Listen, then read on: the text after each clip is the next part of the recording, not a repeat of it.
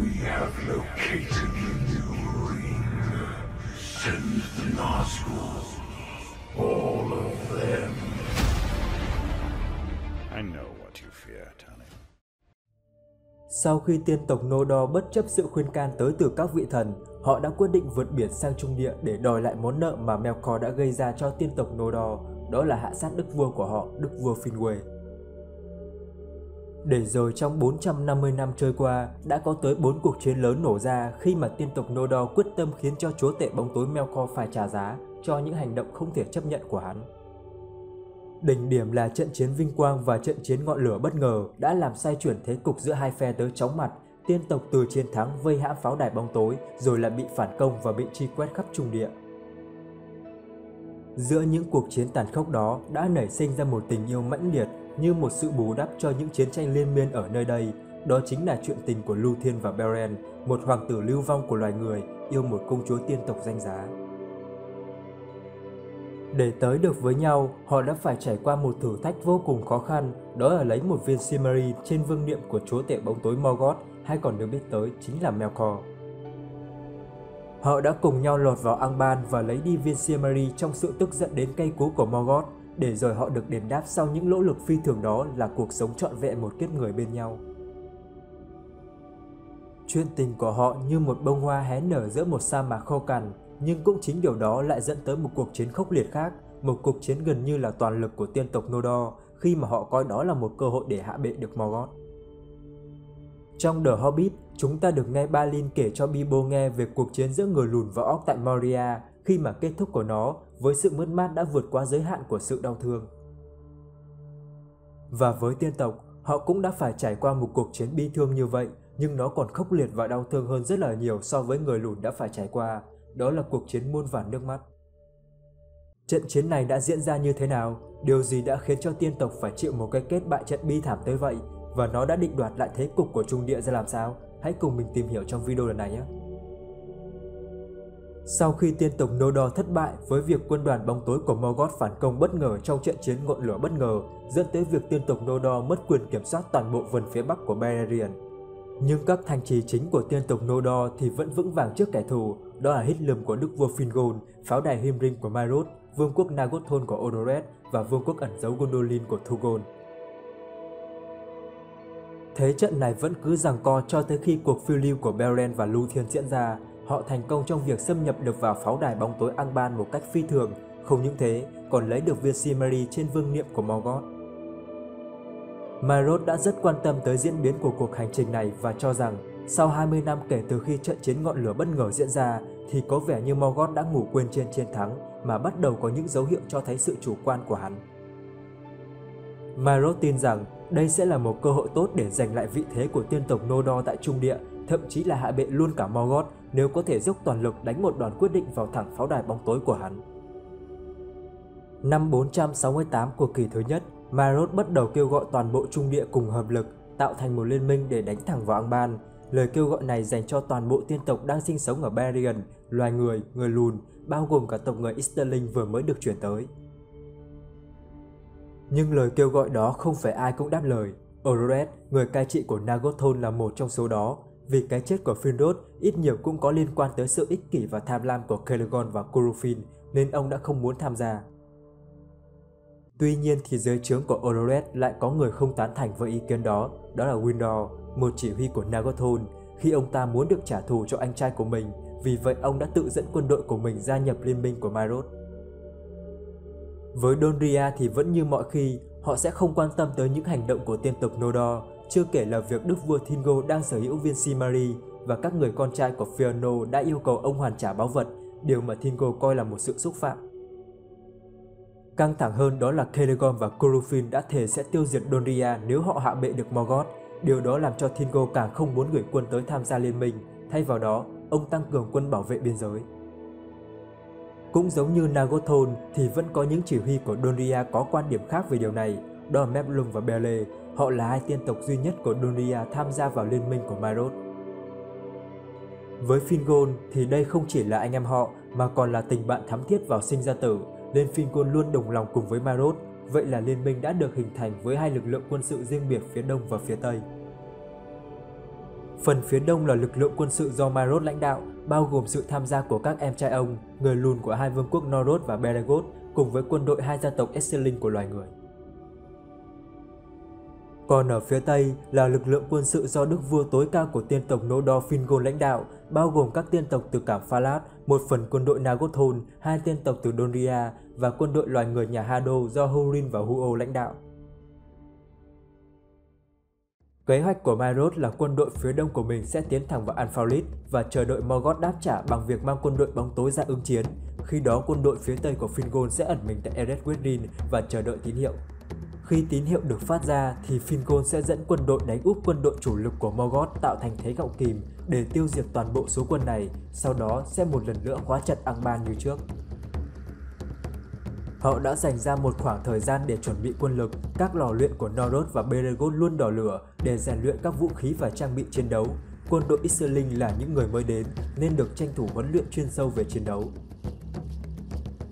Một năm sau đó, Myros đã thử nghiệm sức mạnh quân sự liên quân phía đông của mình bằng việc tiến chiếm các vùng đất phía bắc của Beleriand và đã giành được phần lớn các vùng đất đã bị mất của tiên tộc từ khi bị mất ở trận chiến ngọn lửa bất ngờ, thậm chí là cả vùng Dontholion cũng đã được giải phóng. Tuy nhiên thì có một sự việc mà Myros chưa thể lường được khi mà trong quân đội liên minh phía đông của mình lại có kẻ hoạt động hai mang. Một trong hai thủ lĩnh của Esselin đã âm thầm cấu kết phục vụ cho bóng tối từ thời điểm nào không hay, hắn chính là Ulfeng. Ulfeng cùng với các con trai của hắn đã bí mật theo dõi mọi động tĩnh và nắm bắt được toàn bộ kế hoạch tấn công của Myros. Chúng đã bí mật truyền tin tới cho chúa tể bóng tối. Morgoth nhanh chóng đưa ra đối sách chuẩn bị cho sự tấn công này của liên minh. Vào một buổi sáng mùa hè năm 472 của kỳ thứ nhất, quân đội liên minh ở phía đông và phía tây chính thức hành động. Fingon đi tới Aether Sirion và ẩn mình trong rừng chờ đợi tín hiệu của Myros. Nhưng lại có một sự bất thường tới từ một cánh quân bí ẩn di chuyển tới. Fingon đã mừng rỡ khi nhận ra đó là em trai của mình Thugon. Thugon giờ đã là đức vua của vương quốc ẩn giấu Gondolin, một thế lực mới hoàn toàn tại Trung Địa.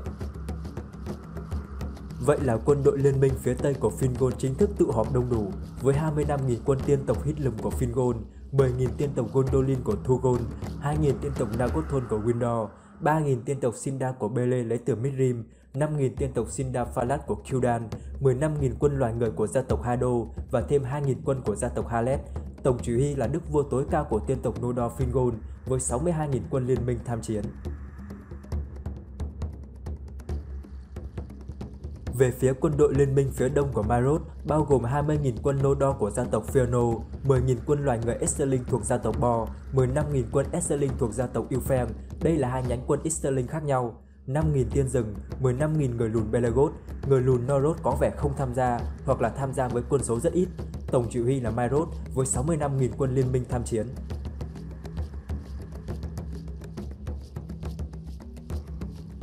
Chúa tể bóng tối Morgoth cũng đã gấp rút chuẩn bị 100.000 quân orc tiên phong, 300.000 quân orc cùng nhiều quái vật khác làm quân chủ lực và hắn cũng dự phòng thêm 100.000 quân orc nữa tại pháo đài. Vậy là sẽ có ít nhất khoảng 400.000 quân đoàn bóng tối sẽ trực tiếp tham chiến.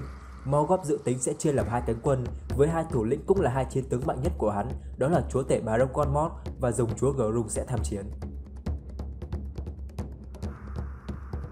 Kế hoạch của Myros như đã nói ở trên, đó là Myros sẽ dụ toàn bộ quân orc ra đánh nhau, lựa thời cơ để cánh quân của Fingon úp sọt rồi tổng lực đánh thẳng vào Angband.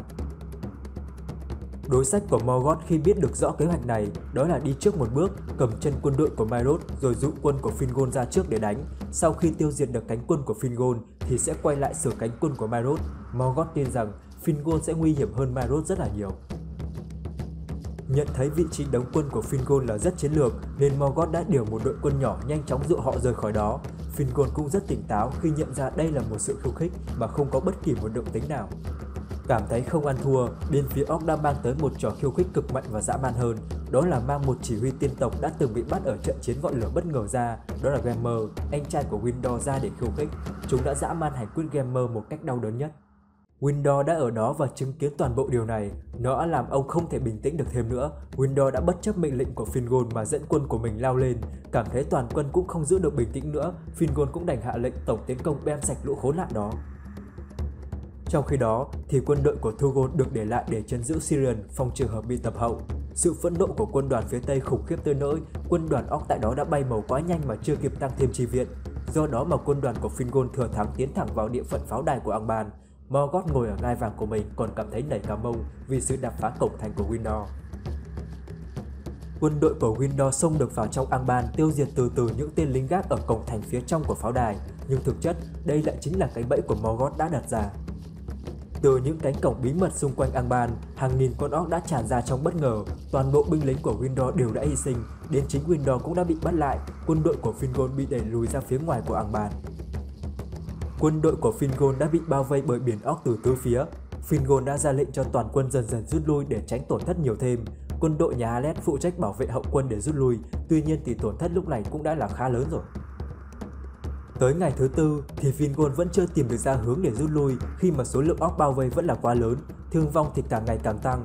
Tới ngày thứ năm thì Turgon mới đưa được quân đội Gondolin trấn thủ phía sau tới để hỗ trợ giải vây. Với sự hỗ trợ từ phía ngoài của Turgon thì thế vây hãm của phe bóng tối mới bắt đầu bị đục thủng và lực lượng của Fingon nhờ đó đã bắt đầu rút lui một cách dần dần có trật tự để hạn chế thương vong nhất có thể cho toàn quân. Mãi tới thời điểm này thì Maelord mới có thể đưa quân của mình tới, nhưng Morgoth đã nhanh chóng đưa một đội quân khác của mình với dòng chúa Grung chỉ huy tiến tới chặn cánh quân của Maelord. Cánh quân của Maelord lao lên nghênh chiến và nhanh chóng chiếm được thế thượng phong tại trận chiến này, nhưng điều mà Maelord không ngờ tới đó là sự phản bội của Ulfhere không chỉ dừng lại ở báo tin mà còn là trực tiếp chống lại ông. Quân đội Easterling nhà Ulfhere từ các ngọn đồi xung quanh trực tiếp quay ngược lại tấn công Maelord, điều này đã khiến cho Maelord không kịp trở tay. Tuy rằng quân đội Easterling gia tộc Bo đã tiến tới để ngăn chặn những tên phản bội và họ cũng đã phải hy sinh, nhưng vẫn không thể ngăn chặn được tình thế ngày một xấu thêm.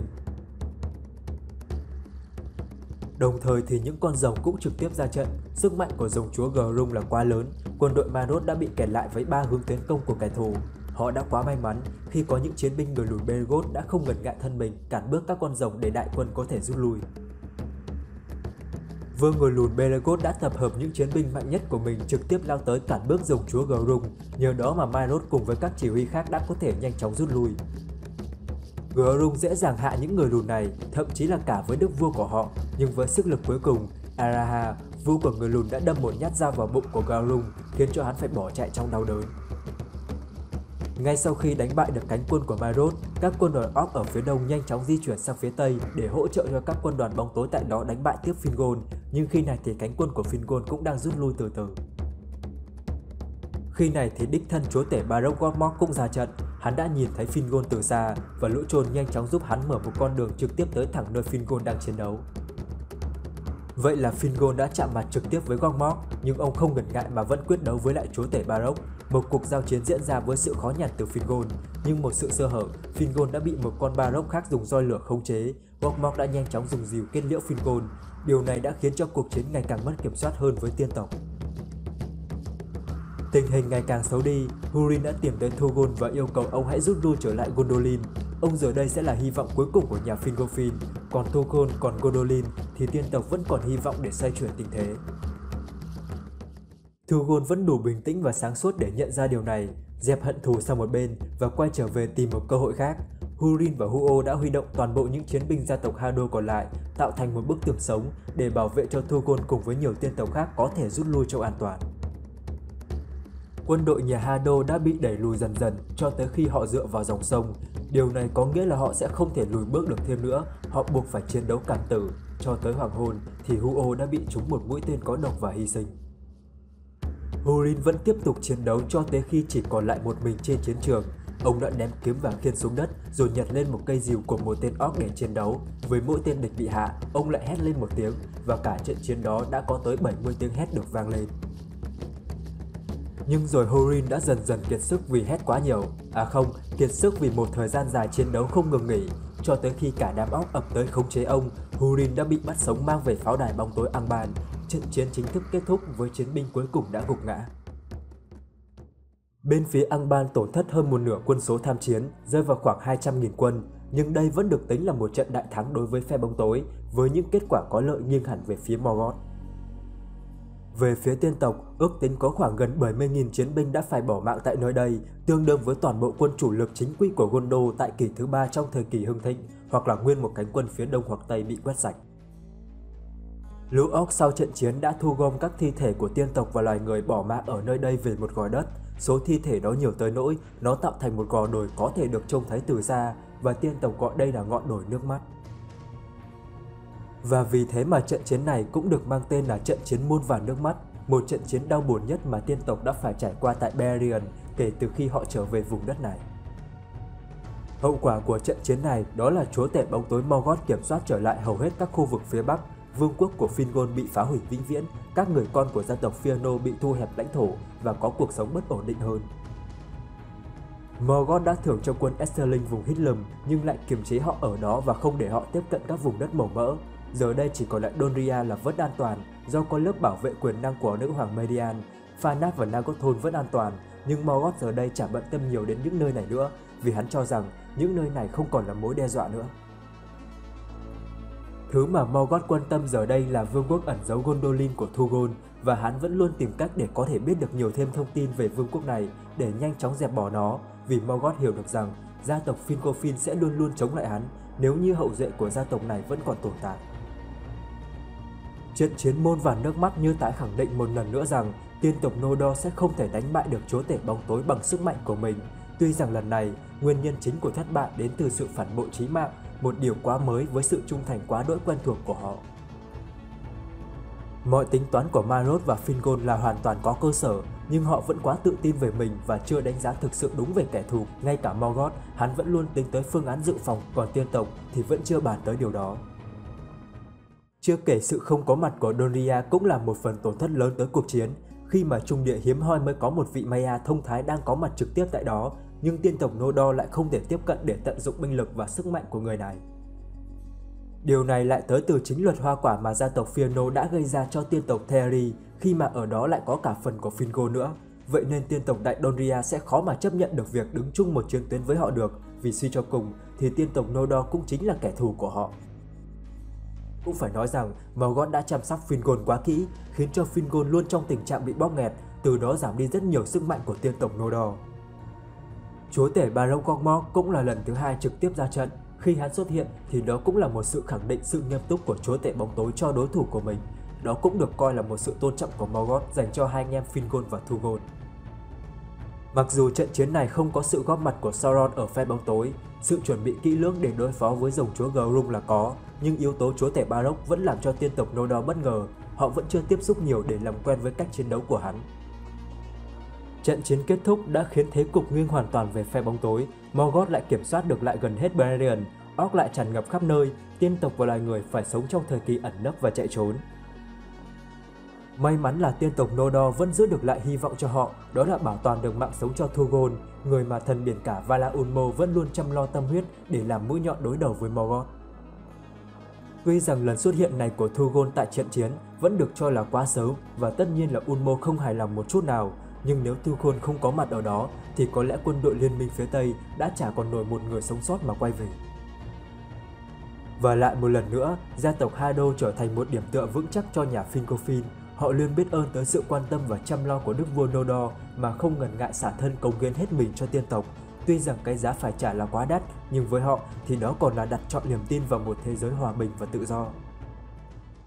Nếu nhà Fincofin có gia tộc Haddo thì Marod lại có những người bạn người lùn Beregoth, họ cũng luôn sẵn sàng xả thân cho tình bạn biệt chặt của họ với lại gia tộc Fëanor. Mất mát của tiên tộc là quá lớn ở trận chiến này khi mà số người thương vong là quá khủng khiếp ở thời điểm đó, và họ lại tiếp tục mất đi một đức vua tối cao nữa trong một thời gian quá ngắn. Nhưng cũng vì thế mà những thế hệ tiếp theo sinh ra trong thời kỳ u ám sẽ có thể vươn lên tìm ra con đường mang lại hòa bình, chấm dứt thời kỳ thống trị của chúa tể bóng tối.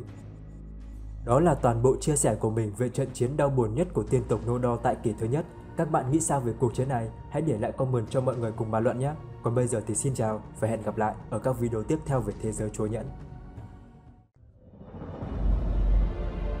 I see in your eyes the same fear that would take the heart of me. Nếu các bạn thấy video này hay và hữu ích thì hãy nhấn like và đăng ký kênh ủng hộ mình để mình có động lực hoàn thiện các video sau thật là tốt hơn. Đừng quên ấn nút chuông thông báo để không bỏ lỡ các video tiếp theo. Tham gia group Chúa Nhẫn trên Facebook để cùng trao đổi, chia sẻ về thế giới Chúa Nhẫn. Xin chào. Not for ourselves, but we can give Frodo his chance.